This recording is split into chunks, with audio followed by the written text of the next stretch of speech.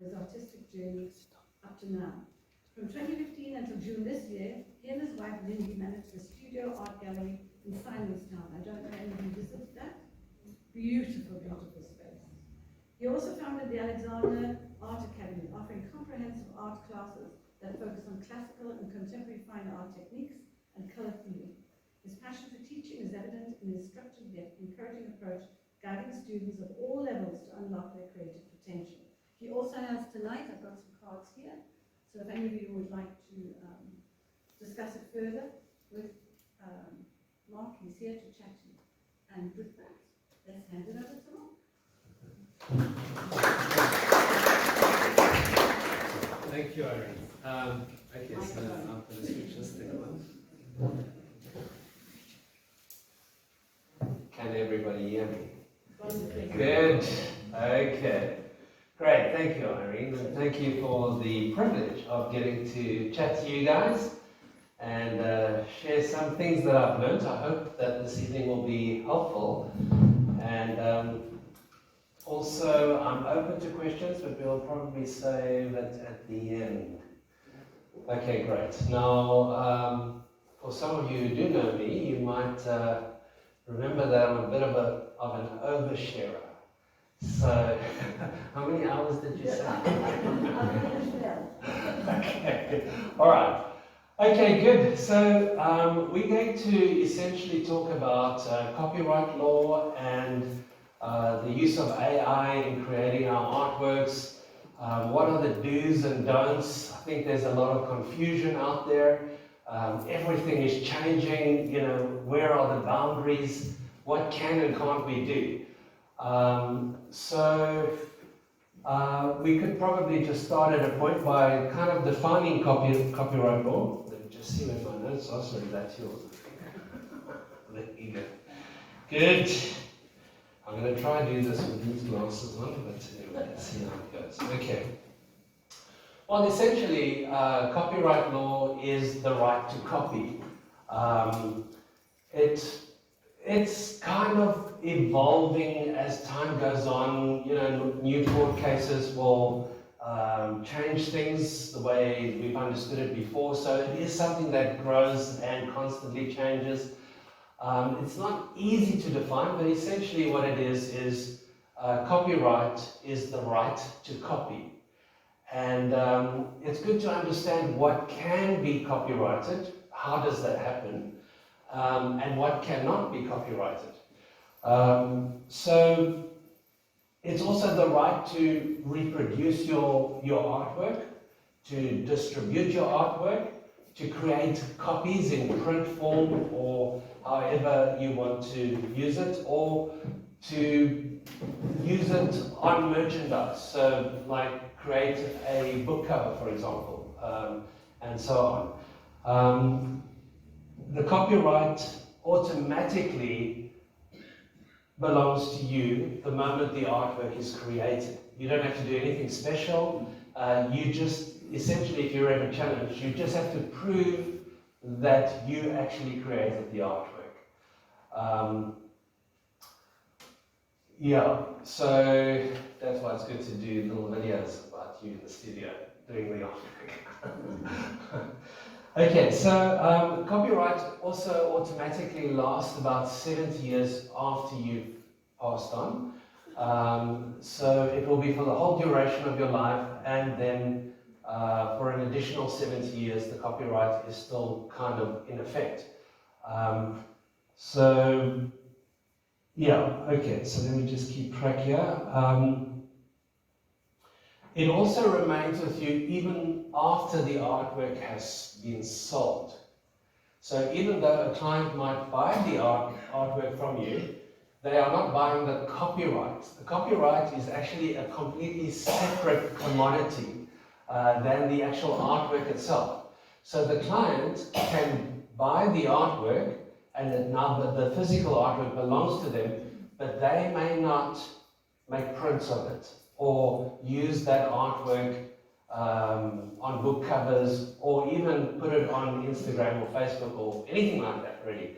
So also just keep in mind, every time we make a copy, a digital copy, that is, in a sense, we're infringing copyright. So we all do it all the time.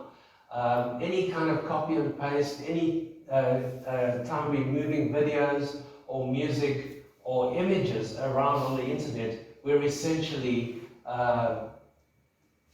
bordering on infringing somebody's copyright. Okay. Of course, it's very expensive to just sue somebody for if you do infringe on their copyright. It can run into the hundreds of thousands of rands.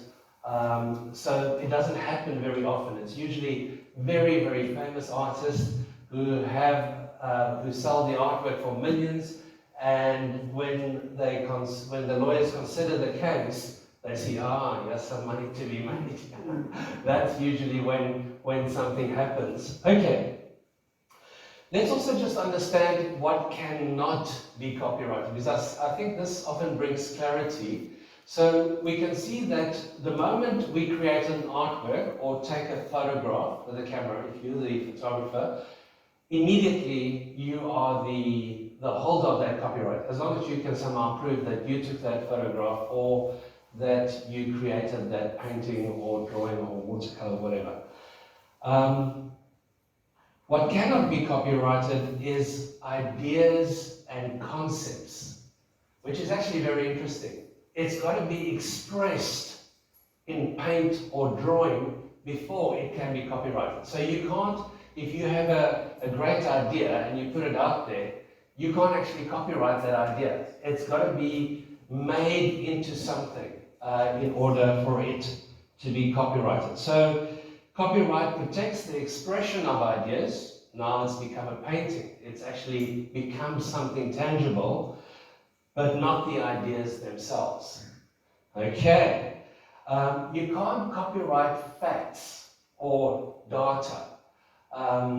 That is generally in the public domain. So let's say, for example, you discover an incredible technique by mixing a couple of colors, and you put some chemical in there and something amazing happens. You can't really copyright the fact of what happened there. That data is not copyrightable. You could probably keep it a secret, well, at least try, but it's not copyrightable. Okay. Titles and short phrases. Usually the title is part of the artwork. It normally alludes to the artwork. It could be part of telling your story by giving a certain title to the artwork. That cannot be copyrighted. Anything that's in the public domain, so all public domain works cannot be copyrighted. So that would mean any artwork where the artist has been deceased for more than 70 years. It now becomes part of the public domain. Anything that the government creates, interestingly enough, cannot be copyrighted. Now, this is generally US law, but we kind of follow suit with the US law. So, for example, if the government commissioned, and we'll get to this in a second, a photographer, for example, to take a photograph of, let's say, Nelson Mandela when he was around, they actually cannot copyright that image. It goes straight into the public domain because it was essentially paid for by taxpayers. Now that's very interesting because in this country we had several court cases relating to images created from of Nelson Mandela or his likeness, where people applied that into artwork or whatever the case may be. And it was a controversial thing because I think Carte Blanche actually did an episode about it where the Nelson Mandela Foundation managed to get the courts to give them the copyright of Mandela's likeness. So in essence, if you wanted to do a Mandela portrait, you would have to approach the foundation first. It caused a lot of controversy, and there again, because that's very unusual. You can't really copyright a personality like the president. It's in the public domain. That image should be for the people, and artists often immortalize our leaders by creating portraits of these leaders, as long as it's kept in a good spirit. But nevertheless, I used to do many Nelson Mandela portraits at one stage, so I had a lot to do with the Nelson Mandela Foundation, as well as his family and some other business partners in Johannesburg. And I was a little bit concerned. There wasn't initially a problem because I got a model in, and the model would sit for me and I would do a sketch, and then I would just put Mandela's features on the sketch. So thereby creating a new image. I didn't actually know that works created by the government are actually in the public domain. I didn't realize that, and because of that whole moment where everybody thought, oh, we better not. It was just before the World Cup in 2010, I remember it clearly, and everybody was thinking of merchandising for the World Cup that was coming to South Africa. Anyway, the ANC did kind of vindicate me by purchasing 160 of my works in print form for Jacob Zuma's inauguration, his second inauguration. So it was interesting. Talking about Jacob Zuma, it was also interesting when Brett Murray, who created the spear artwork, it was not a flattering painting at all, that went to court, and he was dragged into court for defamation of character, and Zuma insisted that that painting should be removed from the gallery. Zuma actually lost the case there, and it was then classified as freedom of expression, and Brett Murray, look, the artwork was destroyed, kind of. I think that was also a bit of a publicity stunt in the gallery, but anyhow, okay. Good. So you cannot copyright techniques. Any art technique that you know of, or that you discover, or think that you're the first person to ever do this thing, that technique cannot be copyrighted. You can't sue somebody else if they happen to find out what your technique is and then use it. You can't copyright any methods or methodology in creating art. And you also cannot copyright any style. So if that makes sense, if you work in an impressionistic way and you decide to add a strain of realism through that, and you say you've come up with an original style, you would not be able to copyright that style. And I think the idea behind the copyright is to protect the creator of the artwork and make sure that they get their due, because why would we carry on creating if we're going to get done in every time? But it's also designed in such a way to inspire creation in others. So I think that's kind of where they're coming. It's not, to bind us so that we, that we become so afraid not to do anything lest we infringe on somebody else's copyright. It's actually to encourage us working together in community, learning and sharing from one another, to create and kind of feel that creative energy in the community. Okay. Let's just move on. Okay, any elements of nature. So if you're a photographer and something happens in nature and you photograph that phenomena, like the aurora borealis, you can't copyright that. It's a natural phenomena, and that is not copyrightable. Okay, great. So let's say, for example, a client does approach you, buys the artwork, thinks you're the best thing since sliced bread and an absolute genius. And now they want to actually create prints of that artwork that they purchased from you. What can happen is that you can now go into an agreement, or you can license the person for an extended period of time and kind of sell them the copyright. Do you guys understand what I mean? So I used to have an agent in Johannesburg many years ago when we still had agents, and this agent he loved money a lot. Very clever guy. And anyway, he asked me to do a portrait of Mandela. This was just post Mandela's passing, and he had some deal with Scoin SA, the gold coin exchange, and he needed an image that he could kind of package with the gold coin. And so he asked me to do, he commissioned me in a sense to do the image. So I did this image for him. There we go. It might look familiar. You've probably seen it from mine. My work gets copied all the time, by the way, because I put high-res images on my website.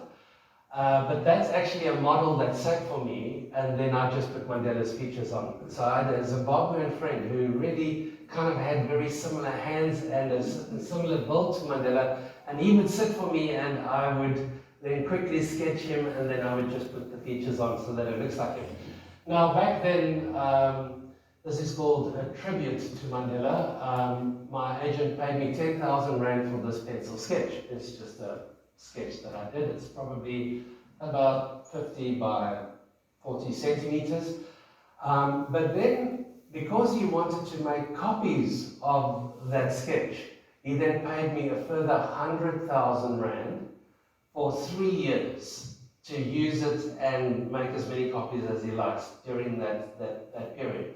So often as artists, we don't realize that our most valuable asset is actually not really the physical artwork in most cases. It's actually the spin-off from the copyright of that image. So had I just sold the print to him and said, fine, go and do whatever you want, I would have lost out quite seriously. But because I already was dealing with a copyright attorney in Johannesburg, especially around the issues of images of Mandela, I was very much aware that I can't just give him the image, I had to quantify it. Of course, he made millions of rands because he's very clever by selling prints which I had to sign and edition. So even though he could use the image, the print, it went to the printer would print them on archival paper, they would come back to me, and I would edition all of them and sign them so that it's got a real signature on it. You should charge for your signature. Well, essentially that's what I was kind of doing. Yeah, I don't know if he managed to sell all those prints in those years, but I did stacks of them, probably a few hundred, maybe even thousands. Anyway, but yeah, you see, so that's a good thing to know as a creative, that you know the copyright is yours even if somebody purchases it from you. And if somebody purchases it from you and wants to then go ahead and make some other kind of commodity prints or whatever, you can then sell them a license or put together an agreement which says for this time period, and that can be indefinite, but for this time period, you may make copies of that and sell them and distribute them as you please. Of course, remember that the buyer does take ownership of the distribution right of the original artwork. So the buyer is entitled to resell it without contacting you as the artist. Once you've sold it to them, that redistribution or resale is then the prerogative of the owner. But they may not use that image on any commodity or anything like that. Okay, great. All right, so that's just where it comes to licensing. You can obviously take it further. There are many rules into it that concern that if you want to look into that. But yeah, also on your website, you see a lot of people put their art there, but if you do say that, like if you, for example, if you put your art on Etsy or Redbubble or Fine Art America, there is actually a place where you can say whether or not you're making the copyright of this artwork available.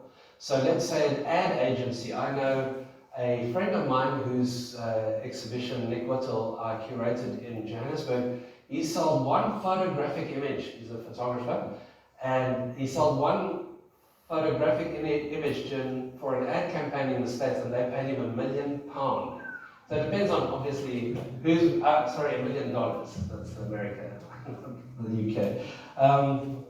Who's buying it? But it can be really lucrative. You just never know. So unless you're conscious about it, you could live your whole life without realizing, wow, I'm sitting on something valuable here. Okay, good. It also just goes without saying that I always encourage my students and the artists that I'm mentoring to photograph their work properly. Because once you've sold that artwork, it's not possible always to get the artwork back when you suddenly realize, oh, I could do something with that. So it should be a good practice from the get-go to get a high-res image of your work, because without that high-res image of the work, it's gone. So now you can think of all those artworks you've let go and that have not been photographed properly. Okay, good. Okay, let's just speak about a few terms that probably you might have heard of. So there is a rumor going around that if you change the artwork 10% or more, now let's talk about that one, then you've essentially created a new image. Now, that actually came as a backlash from Walt Disney in the early 80s. They just took anybody and everybody to court. If you were using Walt Disney images for whatever reason, on clothing designs or whatever the case may be, you can be sure that you're going to get a lawyer and end up in court. And eventually they kind of estimated that if you just change the image 10% or more, essentially you've generated or created a new image.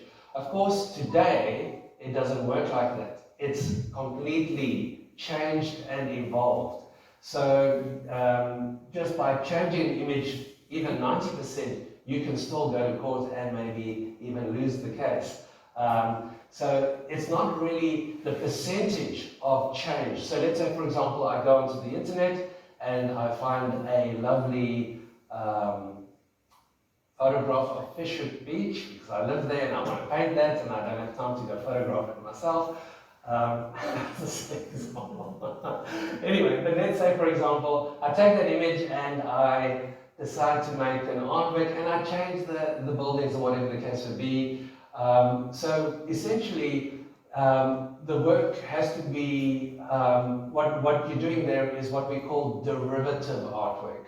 So the term derivative artwork means that you're deriving an artwork from an existing artwork or copyrighted image. So for example, I take that photograph of Fisher Beach, I go home to my studio, I sketch it out and I do a very painterly loose style painting of Fisher Beach. Now essentially I've created a derivative artwork using the photograph as a reference. Okay. Now should the photographer recognize the painting for whatever reason, the angle, maybe there's a seal lying in a spot that they photographed and I didn't change that, or what's that one that comes from Antarctica that goes to Fisher Beach? The sea lion, is it a sea lion? Yeah. You got that, that was a rare moment, and of course it goes up in a gallery and the photographer sees it. If it does go to court, what they're going to be looking at is not so much the percentage. They won't determine, if you've crossed the line or if this copyright has been infringed. What they want to look at is whether or not the new work is transformative. Have you transformed it? So derivative work is creating an artwork from an existing reference or copyrighted image. But a transformative artwork is that you've taken the artwork and you've transformed the concept, the meaning, and a few other things in it in a radical way. Now, it's a very grey area because usually it's only judges who can determine whether an artwork is successfully transformed. And I'll show you a few examples of some cases now. Irene, will you just tell me when there's about 15 minutes left? Because I am on page 2. All right, sorry, I'm just checking the time. Okay, so if we're thinking about a transformative artwork, it means that you've added a new expression. Now, what does that mean? That can mean anything. It means that you've slightly changed the meaning. It used to mean one thing and now it means something else. You've changed the message that was communicated through the original, whatever that message could have been. So you can see why a lot of photography, usually, unless they're a fine art photographer, they're not really thinking in these terms, like this has got a profound meaning. Of course, not all us artists who paint think in these terms either. But anyway, when it does get to court, and you're probably raking in heaps of money if you do make it to court and someone is actually suing you, you probably have it figured out, like what it means or what you've changed to make it a transformative artwork. Okay, so let me also just say, sometimes we've heard the word plagiarism, and plagiarism is very different from copyright infringement.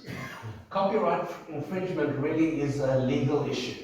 Somebody feels that you're infringing on their copyright, you're doing something you're not supposed to be doing. But plagiarism really is a moral issue, where you're trying to change the authorship of the artwork, so you're trying to say, I made this, when actually you didn't. You guys get it, plagiarism. And I think people often get confused with what is plagiarism. One thing I can encourage you guys never to do, because it's really a bad practice, is to name and shame plagiarizers on social media. I promise you that will come back to bite you in the worst possible ways. That will basically be, maybe in no certain terms, the end of your art career if you had one to start with. So there are ways of dealing with people who are infringing, or if you feel somebody's infringing on your copyright, there's a way to deal with it, but it's never a good idea just to start making blanket accusations on social media. So you guys have probably seen a few Facebook pages that do just that. They're set up solely for that purpose. And it just is a very toxic atmosphere when you start accusing people of things, and it's not open, and it doesn't have a sharing or a community. There's no communication, it's just accusation. And of course, social media has a way to amplify negative things and make the situation much worse. Okay, good. So just keep that in mind. Okay, we also get now to think of transformative work, what courts will deem fair use. And in South Africa, we call it fair dealing. South Africa and the UK. But in the States, and the term we're probably more familiar with is the fair use doctrine, as they call it.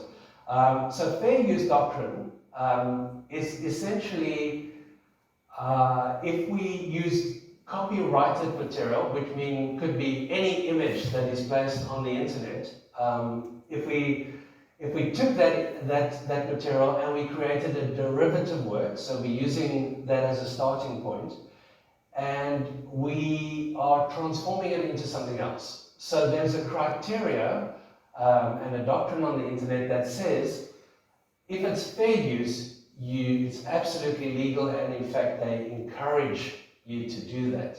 So remember, if you're worried about somebody copying your work and you have sleepless nights because of that paranoia, I'd probably not recommend putting anything on the internet. That's of course going to be very hard on your marketing, but the fair use essentially states that anybody can use portions of copyrighted work. So if it's a movie, for example, you can take a clip out of the movie if it's for the purposes of criticism. So if I was doing a book review, for example, I could take parts of chapters out and use it in the crit. If I was, a review is something else, but if I was doing a crit on something specific, like let's say, for example, I was a writer of contemporary fine art and I saw an exhibition happening and I used the image in the article to do a crit on it, that you can do. If it's satire or parody, so that's that social commentary on things that are happening in society that might be, and you can find the humor in it, or the craziness of it, or whatever, and you use the copyrighted material in that context. So satire would be fair use. This is a big one. Any educational purposes. So we need to understand that artists have always learned from copying other artists, always found inspiration. Creativity actually can't grow and thrive in isolation. That's been proven through the centuries. Okay, so educational purposes, and we'll talk about that in a second. Research, so let's say you're writing your thesis or whatever, you can use them parts of other, as long as you give due credit to where it should go, or news reporting. So let's say again, for some reason, there's a scandal and the the reporting team arrive at your door, they could then photograph those artworks and put it on there, and you wouldn't be able to say, hey, you can't do that. Okay, good. So that's fair use, and you can see how that kind of opens up the end a little bit. It makes things very grey and blurry. So what you will discover that if somebody does drag you to court, sue you for whatever, each case will have to be kind of judged individually. There's not just a blanket rule that says yes you can or no you can't, because of these rules. Now when we just coming back to the educational one, so for example, I often would encourage my students, like for the end of the year exhibition, to do whatever they want. If they wanted to do, well, we've got a theme this year, but usually there's no theme. They can find their reference material wherever, even if it's contemporary artists. I do encourage them to keep good faith, that if the person is still living, at least just ask them. You know, sometimes people don't mind if you just ask them. Most often they actually say yes, if it's a photographer or something like that. But where was I going with this? Fair use. Oh yes, educational. So, some will say that, well, it could be educational in the classroom because we have an art academy, and in the context of that classroom, everybody's learning. So let's say many students love Lionel Smith's style. And so what we do for a lesson is we get a copy of the Lionel Smith's painting, and we deconstruct it. Now, you can see there's an educational kind of aspect to what's happening there. The challenge comes in, of course, once they put that exercise on social media, like Facebook, and want to sell it. Or let's say they want to sell it on their websites or whatever the case would be. I would argue that even the selling of the artwork is part of the education. So for me, I wouldn't necessarily have a problem if it is at a student exhibition, for example. And now the students have to think about their pricing. I teach them all the formulas and what to consider when so it is all part of a learning and growing thing. It's not really established artists that are, going to do that kind of thing. They're figuring it out. It's still kind of, I would argue, under that educational bracket. Because it has come up once or twice that if I'm copying this photograph or this image, what if the person should see that the artwork is for sale on the exhibition? Now, of course, if I'm going to curate a show, get a nice venue to put the show in, obviously I'm going to need to take a commission from that sale. There's no freeloading. You can't just put an artwork on the show that's not for sale. It's got to be for sale. Anyway, what would be the purpose otherwise? Okay. Anyway, I leave that there. That's the one grey area. We're kind of still working through it. But I'm not talking about, mass producing it and making it incredibly commercial. Yes, I've copied this Lionel Smith thing at the art classes. It came out so well. Now that I print 1,000 prints of these. I'm not talking about that. That, I would agree, is crossing the line. But I would say that, what happens at the Academy and certainly our annual exhibition, it's all part of the learning process. Okay, good. I'm going to leave that there. Let's quickly talk about reproduction and art forgery, just very quickly. So, this is a long story, but anyway, I've got a little bit of history in both of those. Not that I've ever successfully sold an art forgery, but anyway, I'll leave it there. So I do reproductions, particularly of the artwork of Gustav Klimt, and this is his very famous The Kiss. This is actually a reproduction that I've done that you're looking at there. That's not the actual painting.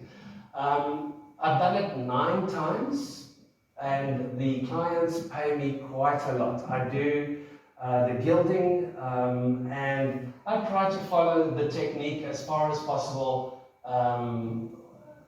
according to how the original was made and so on. And I've got a whole video on YouTube. That's how I get the clients. A lot of the clients are foreign. So of course this artwork is in the public domain. This was created in 1912, 1911. So it's, and Gustav Klimt died not long after the creation of this artwork. I also do a lot of other Gustav Klimt paintings, which I've done several times, but this one I've done 9 times over. Now some people might feel, wow, can you do that? Can you reproduce the work? Let me tell you, I would have a lot more outstanding school fees had I not done that. This has really helped me put my kids through school, is this kind of reproduction. And because my clients are generally foreign, they see the YouTube video. Let me tell you, YouTube has really helped me there. I would not have gotten the work without that little time-lapse video that I made. And then every now and then, some foreigner contacts me. I'm first going to check that it's not a scam. But I normally get them to pay up front, the whole amount. They can already see what they're going to get. And so they pay me up front, and then it takes me 2 or 3 months to make another one, and then I just have it shipped to them. They pay for the shipping as well. Okay, so do we sign the artist's signature? Now that could be a controversial issue. Do we put Gustav Klimt on the front of the canvas like I did over there? I would say yes. If the artwork is in the public domain, which means there's no copyright stopping me from reproducing it, I would think that by putting Marc Alexander on the front of that canvas would cause a lot of confusion and also seem a bit arrogant. Here I am doing an almost perfect reproduction of a Klimt work, and I'm putting my name on it. You see how that just doesn't feel right at all. What I normally do with these paintings, I mean, look, it becomes forgery only if I try and pass this off as the real deal. Now, of course, this is one of the most famous artworks in the world. The Lady in Gold, or the Portrait of Adele Bloch-Bauer, that movie was about, I think was sold for $200 million or something like that to the Tate Gallery. So if somebody's going to pay that much, and I'm going to try and convince them that this is the real deal, firstly, I wouldn't do it on cotton duct, because I like cotton duct. It's a very strong canvas. This is a very large painting. It's 1.4 meters by 1.4 meters, and it's got to be very sturdy. So I use cotton duct for that, because the weight of the gold and everything actually causes it to sag a bit. But I will write on the back of the painting, unless the client asks me not to do that. Look, why they would ask me that is their prerogative. But normally I would say reproduction by Marc Alexander, whatever the case may be. But it is highly, highly unlikely that somebody would mistake that for the original. Do you guys get what I'm saying? So if you're doing Vincent van Gogh's Starry Night or something like that, you can't go put Solly Smoke there at the bottom. It just feels totally wrong. You've got to give credit where credit's due. It might feel awkward copying Vincent, but if you write anything else there, you can see. So often my students say, well, I've done this reproduction, do I write Pierre at the bottom? Well, yes. It only becomes forgery if you try to convince a buyer that this is the real deal. Do you guys see where I'm going?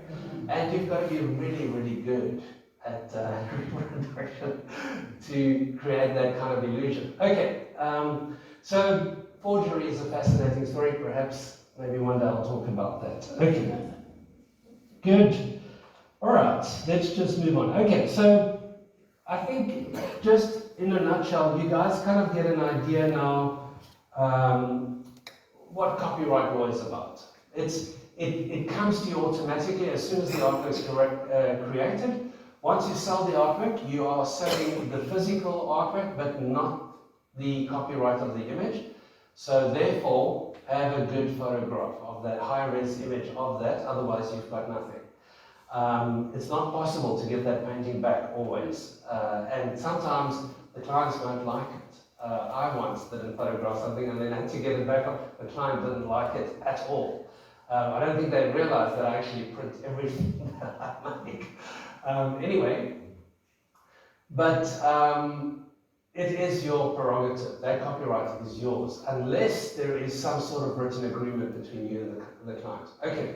Reproductions, I would say go for it. If it's in the public domain, feel free. There's all kinds of amazing AI things now to sharpen and to change things. Okay, so let's transition quickly just in terms of artificial intelligence and where that's at. So everything is changing. Like I started by saying, we're living in a world where change is so rapid that the laws are kind of trying to, I think they're still trying to figure out music and the internet, images. And now with the artificial intelligence, there's a lot of eruptions happening. But don't worry, they'll get on top of it. Where there's money to be made, you can be sure that somebody's working on it as quick as possible. Okay. So you may have noticed, if you love AI as much as I do, I actually use it every week. Every week or at least every second week, I create a lesson for my students. And what I like to do is, what I used to do in the past, before AI, which is 2 years ago, I used to go onto the internet and let's say we were doing Impressionism, just as an example. And I would go and look for impressionistic work that I could download, fix the resolution, take to the printer, print out in A4 sheets that my students each have a reference to work from. I find that if I'm teaching a technique, it's much easier for the mind to assimilate what you see if it's already interpreted. So it's not always easy. Let's say we're doing a broken color or impressionism or something like that, and I'm saying, this is the lesson, now do that. Here's a photograph. It's much harder. It's much easier if they can see an actual example of impressionism and then kind of follow the brushwork, and you guys get what I'm saying. Okay, so I used to spend a lot of time finding artist works that were absolutely exceptional. I mean, goodness, have you seen those Russian impressionists? They are absolutely amazing. Anyway, I would find them a couple of their images, which I would download and kind of fix on Photoshop and then take it to the printer and print it. Now, this is all under the banner of educational purposes, and those artists are actually all living artists. But since the advent of the AI, it's much easier. It's actually cut down my preparation. I can't even explain to you how much. If I get the AI to just generate images for me. So if you're one of my students, you're probably looking at these references now, remembering the joy we had doing this. So these would be just the type of references we did, broken edges. This is just the introduction to a painterly technique. So this was palette knife work, so obviously we're going to do some sort of Van Gogh-esque type thing. And we did brushstroke economy. That's one of those grapes up there. That was the last lesson of last term. But what I like to do is, I like to give my students at least a few options, because then they feel they've got some choice in the matter. I don't like to force them to all do the same image, because I'll have a lot more complaining if that was the case. So I usually get some very simplified versions. These are, of course, the little bit more advanced ones for all the overachievers in between the mix. But I would normally have a few students in mind, and then I would kind of get at least 6 different references. So when I do the lesson afterwards, I give them these references, and they can then go wild. Now, what is amazing about the AI is that it actually generates these instantaneously. I can actually do this on a Monday morning before the class starts. Now, I'm still going to get to the printer to print them out, but it is so quick, and the AI has gotten exponentially better. Like every month, there is some new crazy advancement that the AI can now suddenly do.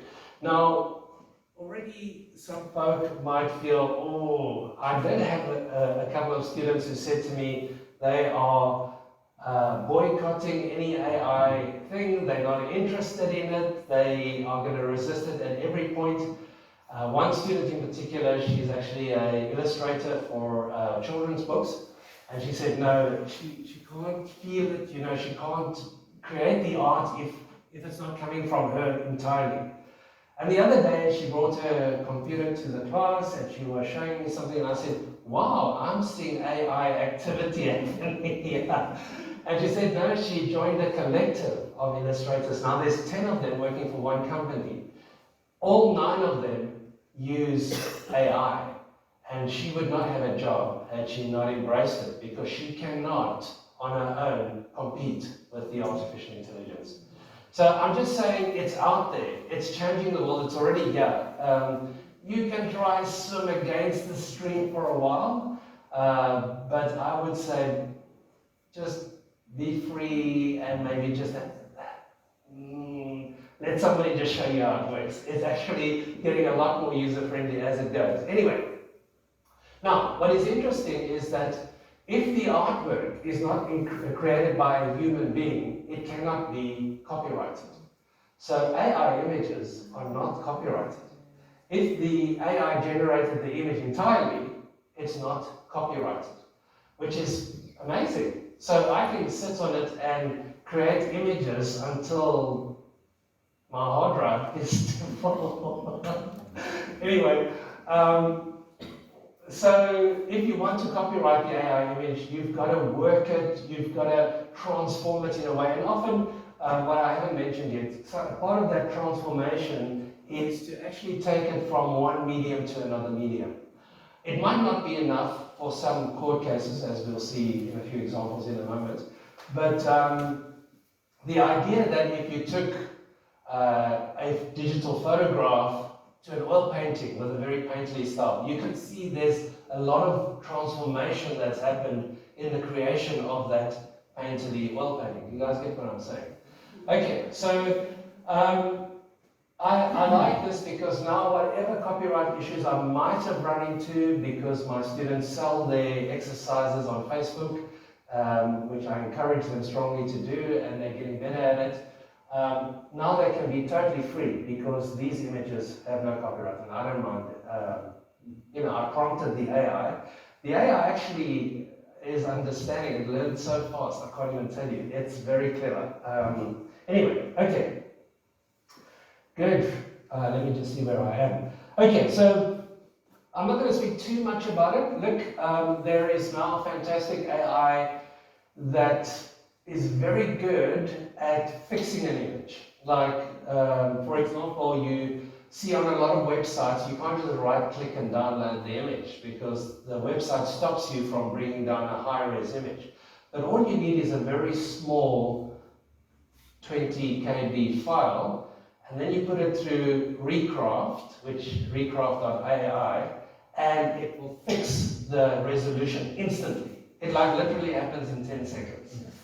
So you can now copy anything off the internet and up the resolution so that you can contact that artist and tell them how yeah, don't do anything that your conscience won't allow you to do. Remember, we've got to live with our consciences. Okay, great. So the AI is changing everything. Soon, I don't know, people used to say, well, books will be a thing of the past. I don't know if we're quite there, even though I'm sure people still buy books. But a lot of people are saying photography will be a complete thing of the past. You won't need to have a camera because the AI can literally generate a photograph from nothing, well, from the entirety of the internet, of anything that you can imagine. And it's getting very good at it, making hyper-realistic images just by prompting it. So I could just say, instead of spending hours looking for that right image of Fisher Beach, I can just now go onto the AI, which a lot of them are still free, and say, I want a hyper-realistic image of Fisher Beach facing the Strand across the bay, or something like that. And it will generate that amazingly well. I mean, it's just absolutely incredible. Okay, good. Let's quickly touch on a couple of art movements, just so that you can see how copyright law has developed. Now, today, I do realize that there are a lot of new art movements, a lot of digital, I can't even pronounce what they're calling it, but what I'll focus on is just from our more recent past. And I'll speak specifically about Dadaism and pop art, because that's already challenged the whole notion of copyright already long ago. So if we think of Dadaism, we might think of this sculpture piece, and immediately it opens up a whole world of contemporary art. So we think of found objects. Yeah, the artist, this is Marcel Duchamp, and this artwork was created in 1917. Gee, that doesn't sound right now, so I'm sure it was 1920 something. Anyway, oh, it is 1917 there, it says it on the artwork. And he literally took a found object, and just by changing the title, changed the entire meaning of it. And this is a very famous artwork that if you study fine art, this is going to be in the syllabus. This is the Fountain by Marcel Duchamp. He also took a postcard of the Mona Lisa and drew a little Dali moustache on it. That's a very, very famous artwork. Not altering the image much, but you can see it's challenging what society thinks about copyright and popular art and symbols in our society, and taking ownership of these things. Do you guys see what I'm saying? So this is already, if you're of the idea that we can never, you create all these rules that are so stringent. You've got to think about what has gone before, because a lot of this has already been unpacked in a great way. And artists always push the boundaries. And even if we were just using images for satire or fair use, or any of those terms that I mentioned earlier, you can see it's very grey area. Anyway, okay, so that's Marcel Duchamp. Then, of course, we get Andy Warhol and the whole movement of pop art, which I suppose today we can throw graffiti art in there as well. If any of you have watched Exit Through the Gift Shop, that video that was produced by Banksy. I mean, that challenges our concept of ownership and originality and, how copyright law can still be maintained.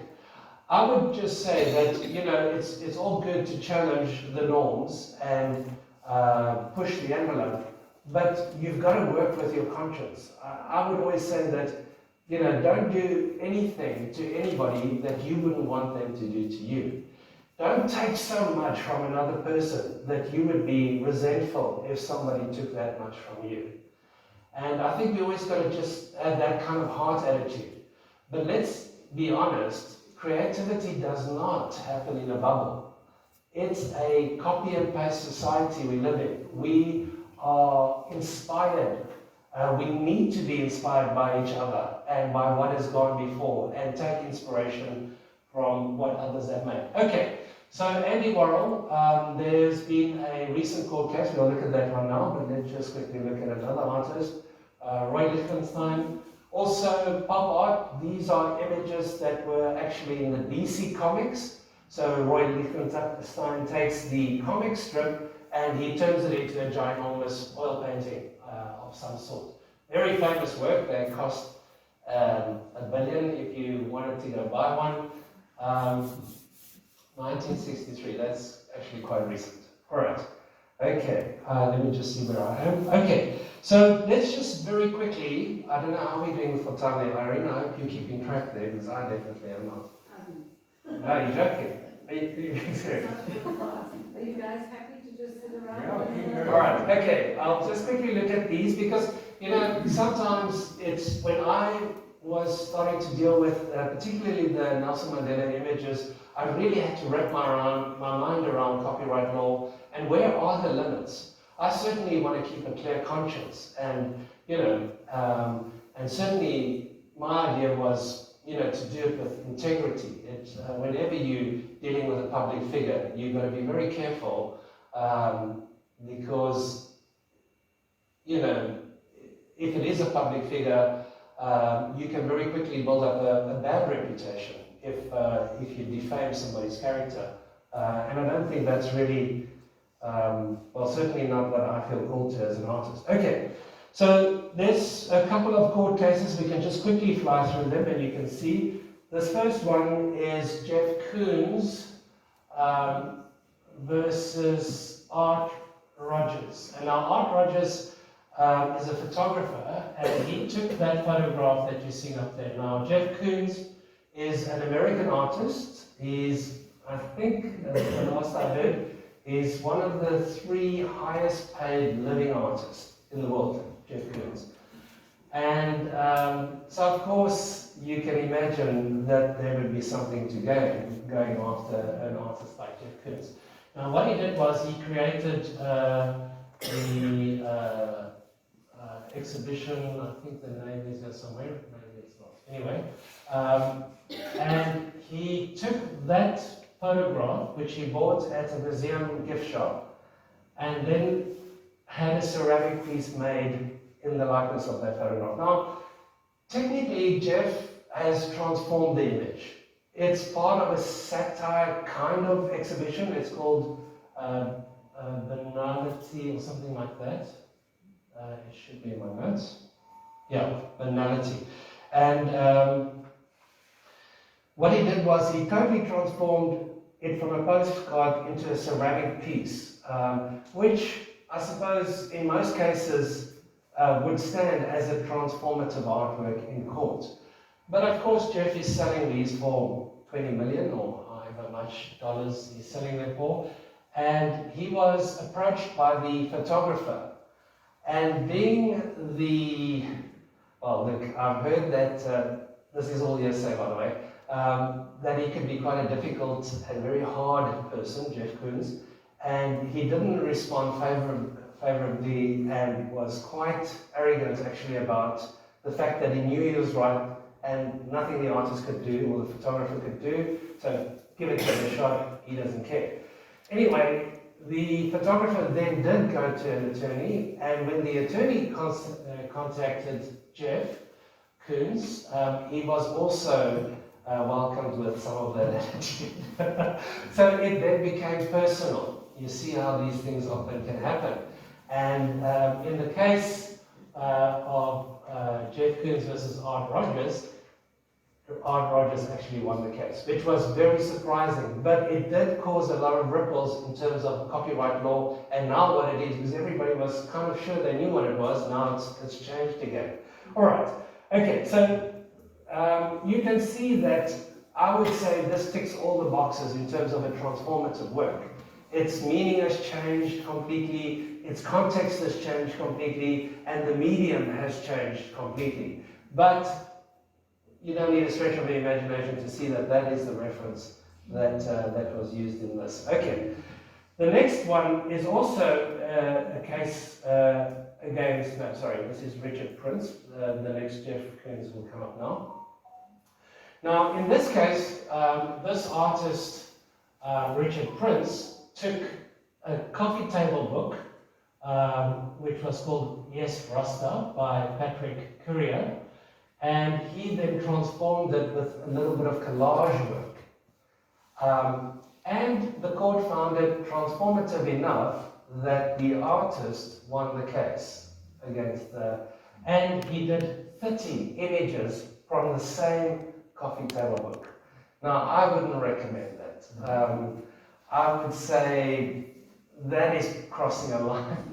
If he took 1 or 2 images here and 1 or 2 images there, but to take 30 images from the same artist book, but still the artist won the case because the work was transformative. It was transformed, and you can say, well, how much? He stuck some pieces of paper and put some paint on there. It doesn't seem as if it's transformed that much. That's why I say every case is individual. There's no blanket rule that you can really say this is going to happen or that's going to happen. Okay, good. The next one is Jeff Koons again. Now, after Jeff Koons learned his lesson, he became a lot more polite apparently, and then he used that ad from a magazine which was by Andrea Branch, who took the photograph of those pair of shoes for that Gucci ad in that magazine. Jeff Koons used it in this artwork titled Niagara, and you can see the second pair of feet are clearly that pair of feet there. Now, of course, Jeff Koons changed his whole tactic in court, and he won the case against this photographer. So, you know, when you start thinking about it, it's like, yeah, it is a lot of grey area, and there's a lot of factors involved. That's why every case would have to be judged individually. Okay, this is Shepard Fairey. He's the graffiti artist, and he did this poster of Barack Obama. Now you can see it's totally in a kind of graffiti style. I can imagine him stenciling that all over America, on the walls and whatever. But this artist, this photographer, wasn't happy that Shepard Fairey, because that image became instantly famous. It became like world known, really, and it's already been parodied 100 times. But if you look at the documentary on this whole episode, this case between these two artists, if there was just communication, they actually did end up being quite good friends. But because they worked with lawyers, anyway, I'm not saying don't use lawyers, but sometimes just communicate. If somebody offended you, or you think that somebody's crossing the line, I would always say your first step would be just to approach them and keep that channel of communication open, because you could resolve the issue. I think this court case costed $300,000 or something ridiculous. And everybody could have saved that money and put it into making more art. Anyway, okay, good. This is a recent case where an image of Andy Warhol was published in Vanity Fair, and the photographer, Lynn Goldsmith, she sued because she wasn't acknowledged or whatever, and she sued for copyright infringement. Now, I think back when Andy Warhol was doing his pop art, he most likely, the courts they did side with him. But some of these rules have changed today, and you can see even in this case, the court ruled with Goldsmith. Now, that opens up a whole can of worms, because there's a lot of Andy Warhols in circuit and being used for any and everything. And usually, you'll see, like with the Jeff Koons, that first one with the string of puppies, I think about 10 court cases came from that same show. Once the first person won a case, a lot of the other artists, because, you know, Jeff Koons is also very much an art director. You know how he creates his art. He doesn't actually make the art himself. He's got about 50 artists at any given time actually making the art for him. He's more like the artistic director that just signs the artwork. Kind of like the architect in the building. Anyway, okay, so yeah.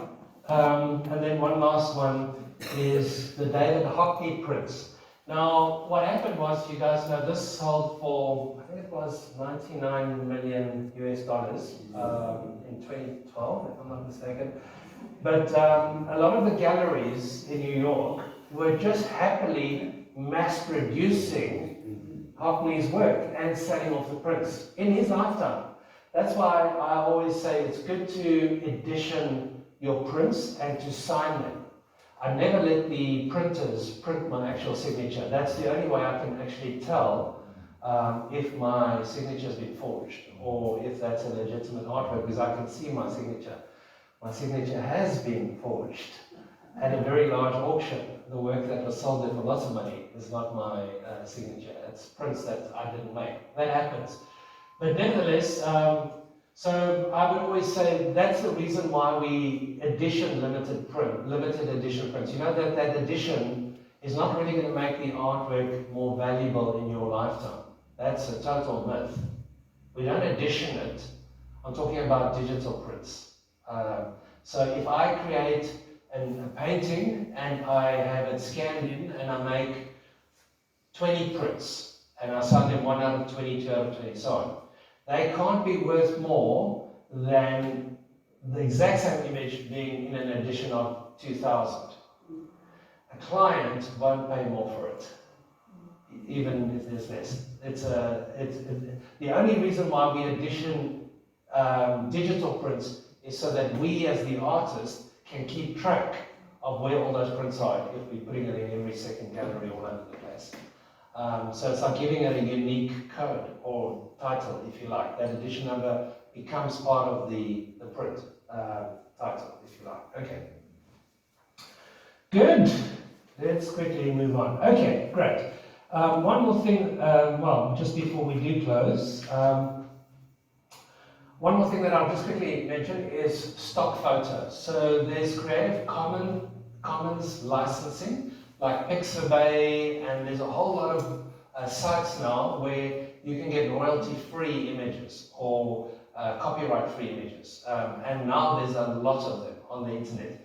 I don't actually know how stock photo people actually make money these days. I think that business is basically a thing of the past. But anyway, you can actually, I wrote to Getty's because I wanted to do a Mandela painting of a particular photograph that Getty's South Africa had on their stock photo thing.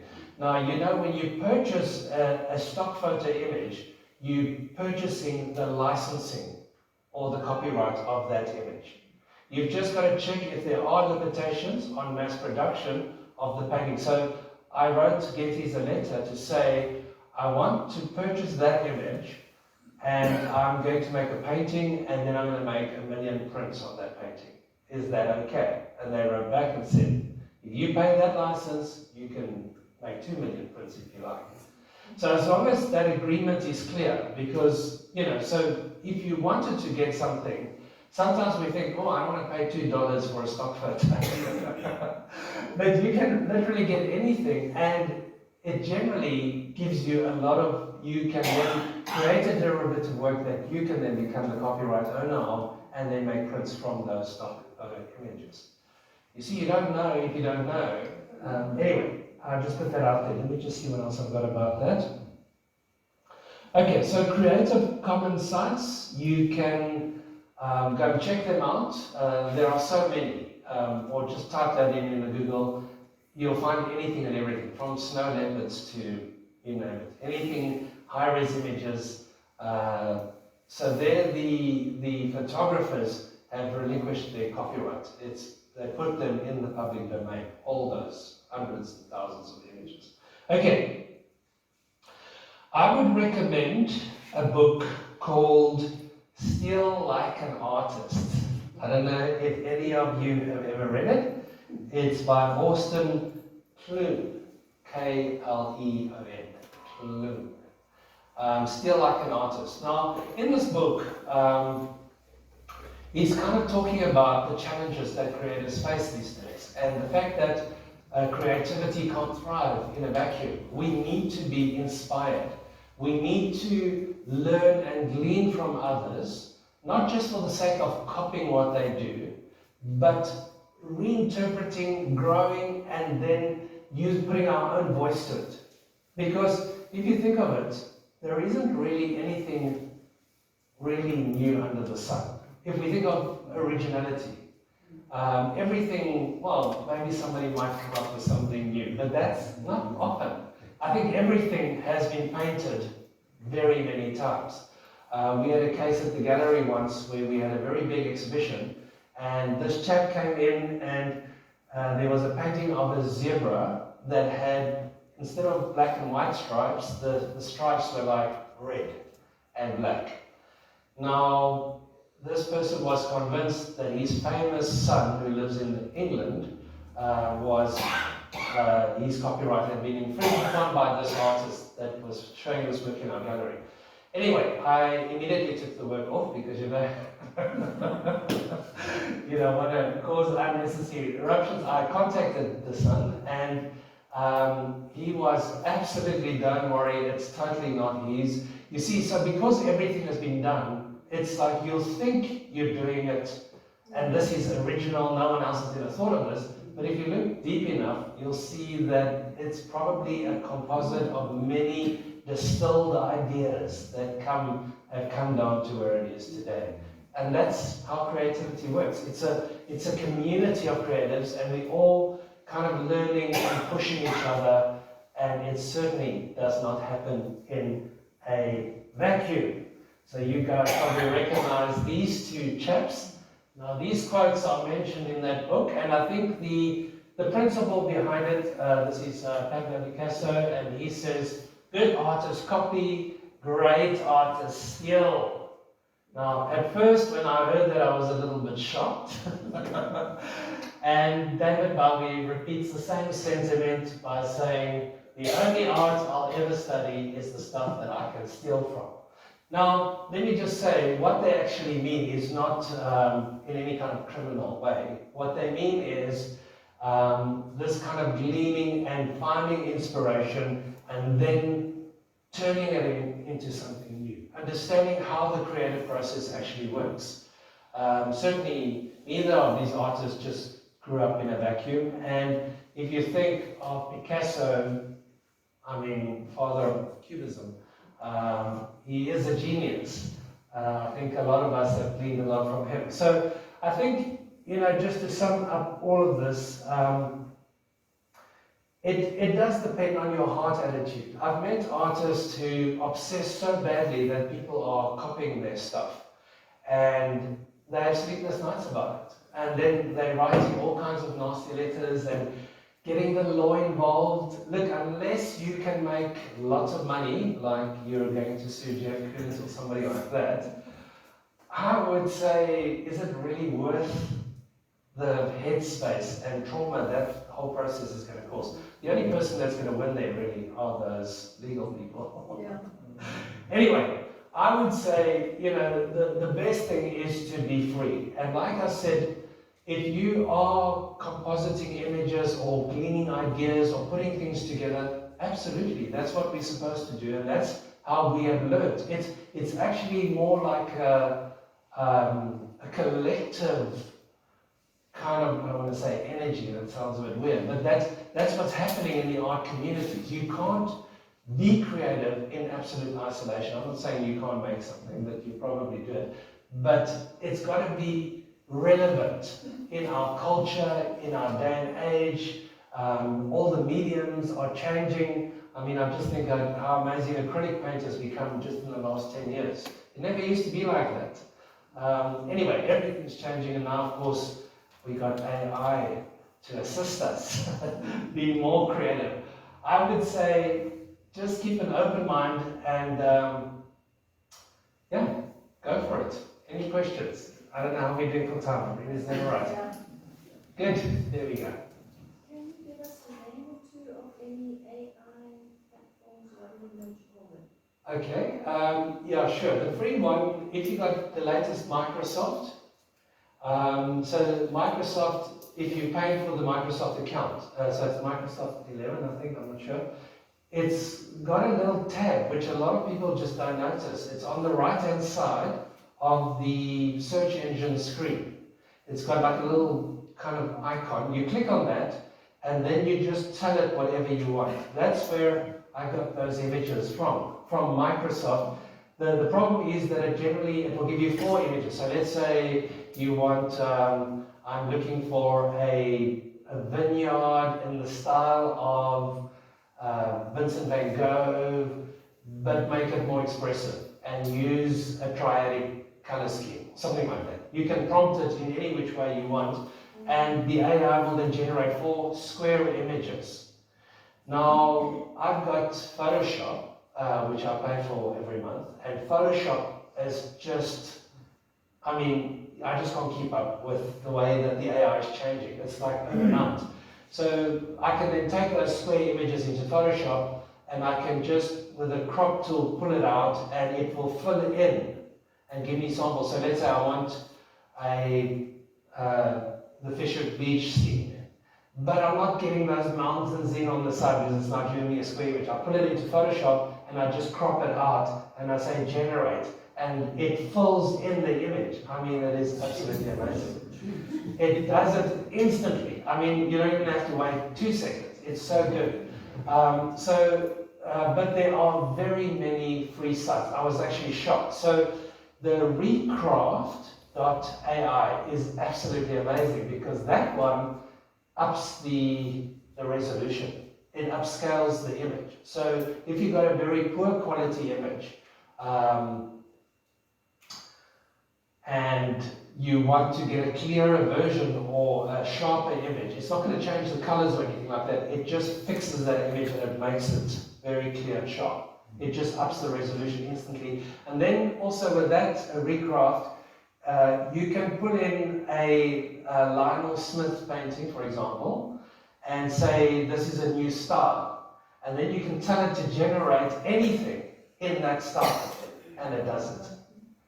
You can put in a photograph of some family members, and because you've already got that style of Lionel Smith uploaded, you can tell the Recraft to generate, and it generates 3 images of that photograph in that style, that painterly style.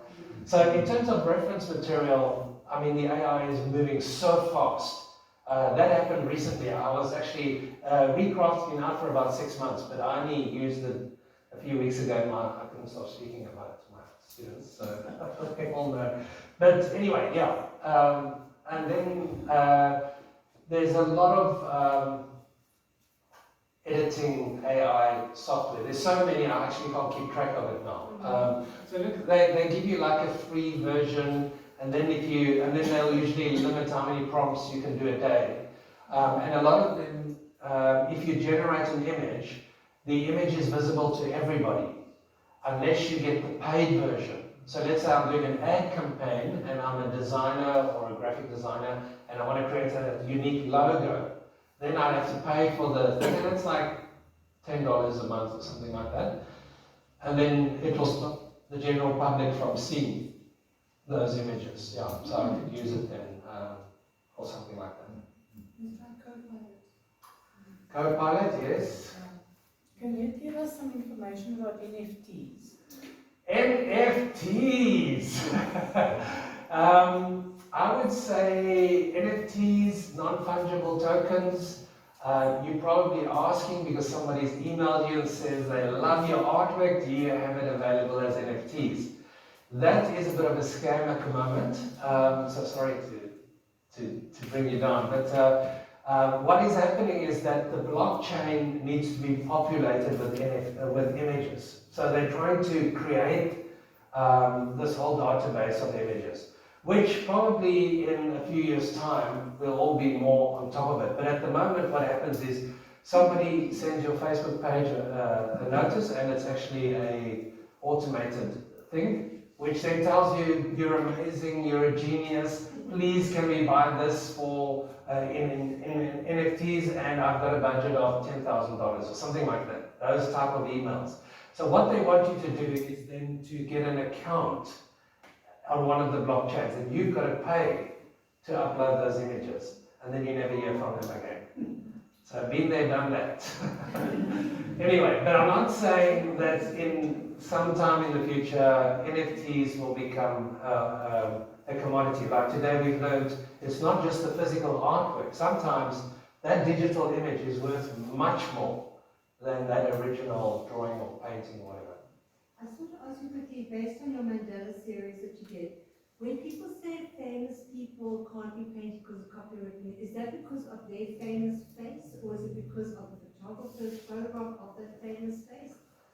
How does Yeah. that work? Just to come back to the Mandela images, yeah, so generally a president of a country is in the public domain. Or just a famous person, not necessarily a politician, like David Bowie. Yeah. Look, yeah, so let me just speak about the president, because governmental works or commissions are not copyrightable. So I could use Mandela despite what the court said about the foundation.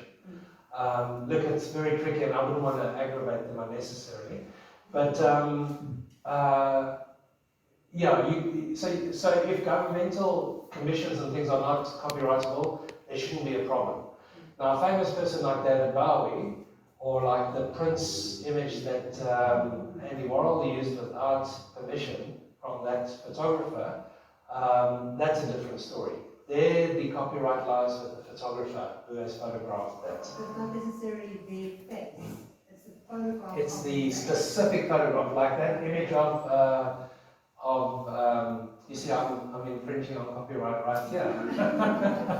I have changed this slightly, both of these, with the AI. In fact, that Picasso's got his hands like this, and I didn't like it because his fingers were curled. So I just edited it out in 2 seconds with the AI.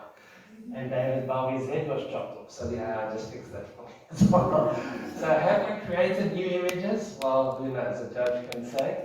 But yeah, look, I mean, I think as far as possible, you know, if you're going to do a show and you want to do it based on famous people, and the only reference sources you can get are from photographs that have been taken by various photographers, I can almost guarantee you those are probably copyrighted. Look, you can probably change the context and change the style, and look, even that Obama image was transformed sufficiently. I don't think there should have actually been a problem there. But, you know, anybody can still sue anybody for anything. So I would probably just get the AI to generate those famous faces for you. Anyway, yeah, look, I mean, it does change everything, and we just haven't realized it yet. I think we're all like in this kind of limbo, like waiting to see what's going to happen. I think that not everything is going to be good in the long run, because it's actually scary how fast it's developing and learning and all of that. Yes? I just wanted to ask, how do you decide on how many prints you'll make of something? Okay. So print editions, remember in the old days we were doing etchings or silk screen or some sort of handmade printing system that we would use, and those printing methods would deteriorate. So very often, like an etching, you would do probably 20, maybe 40, maybe even 60. If you went to 60, you'll see that the plate starts deteriorating and the image isn't as great as the original. So that is then very sensible, that the artist proof, and there can be 5 or 6 or 10 of them, and then a very small edition, because the buyer will know that he's actually got the best print, and the earlier, the first, if they could get the 1 out of 20, that's usually the one. So I worked on the acquisitions committee for the Victoria Art Museum many years ago, and we would always want one, if it was an etching or a silk screen or something like that, a hand-printed thing, we would want one of those first 3 prints if we were going to acquire it into the museum's collection. But for digital printing, I mean, you can print 1 million images and they will be identical. So there's no, you don't have that deterioration happening. A lot of artists, look, I'm not going to argue with you if you insist on only making 20 prints. That's up to you. But a lot of artists feel that it's worth more if there's only 20, because they've heard all this negative chatter about commercializing their stuff and they're prostituting themselves and blah, blah, blah. You know, the usual nasty comments. And that's probably why we got so many poor artists. I'm joking. No, I'm joking, but it's not good business sense to limit it for that reason, because my wife and I own the gallery, and I've been involved with galleries for a very long time. People won't pay more because the edition is smaller. If that print is 2,000 Rand or 2,500 Rand, print this size on 100mm paper or something like that, it's been made digitally, and it's got 1 out of 20, right next to that will be another artist who's got 1 out of 1,000 or 1 out of 5,000. The client, I've never found a client that is upset because there's 1,000 or 5,000 prints in an edition. So for me, because I've got 4 children who don't stop eating and cost me a fortune, I've quickly had to think about how I could bring this passive income in, just to keep, the roof over our heads and all of that. And I learned from Bowen Bushier, the artist that did those baobab trees.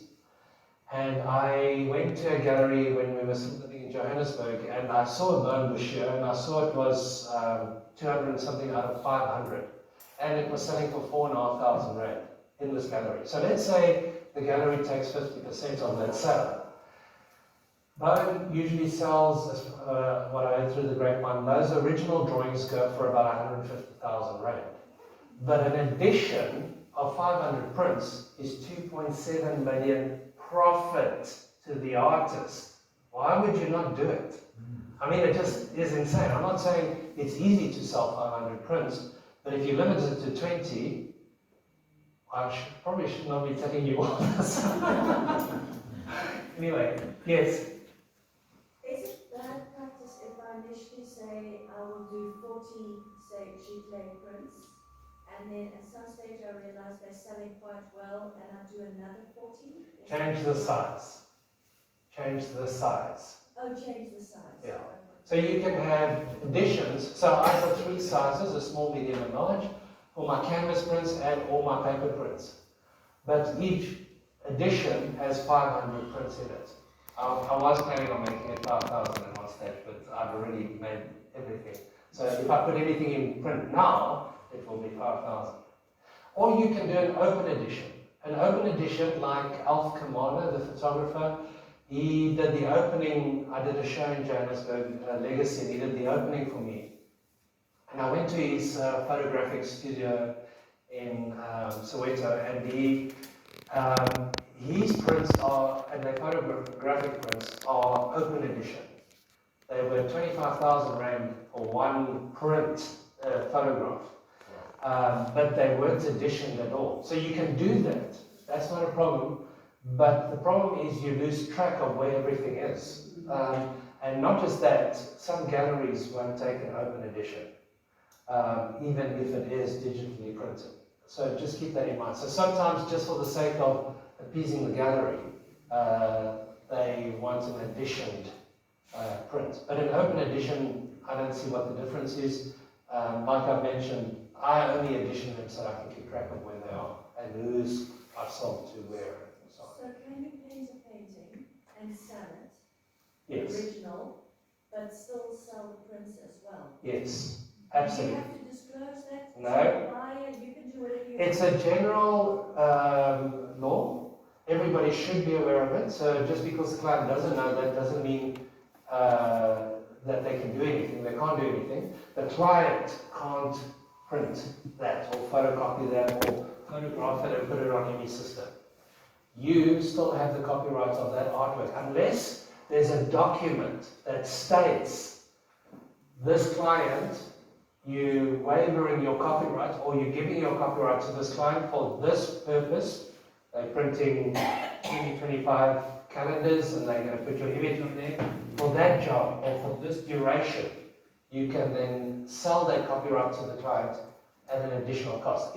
So when clients, and this only happened once, when a client, because I used to tell the clients, well, they'd come into the gallery and see the work, buy the work, and then they would see canvas prints and paper prints of the original artwork. They just, there was a moment where a client didn't like that. And then I said to them, well, they can pay me more if they give me triple what that painting is worth. They can have that copyright. I won't make any prints from it. Needless to say, they didn't.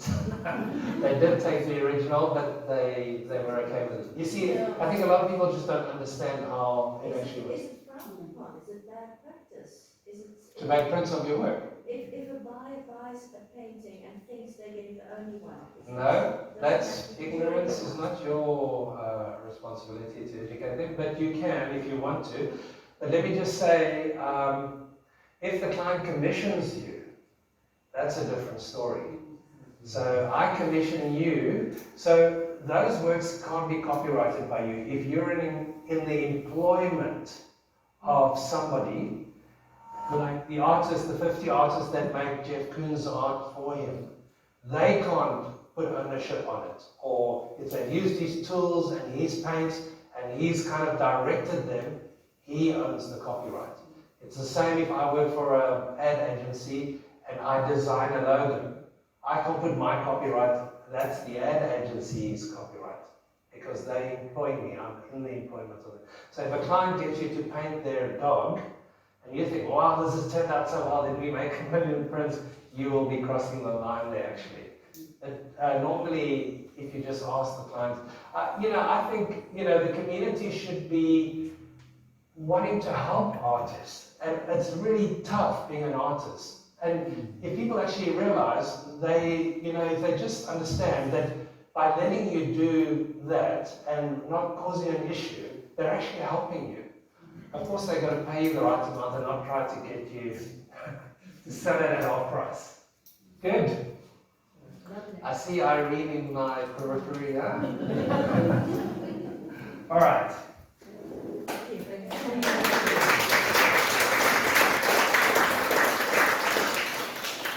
Irene, can we maybe have a whole lecture on pricing?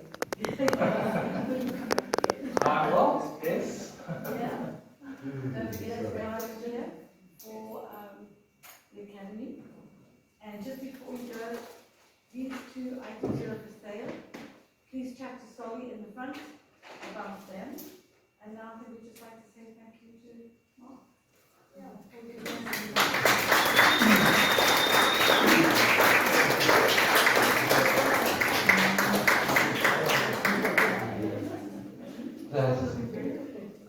we go. Well, thank you guys. That was a great pleasure. And my number is, if you guys wanted to, you can look at our website. We've got an art academy in Fishhook and in Claremont. Actually, we used to use this venue here. But we use the Rotary Club of Kirstenbosch, which is on the other side of the fence over there.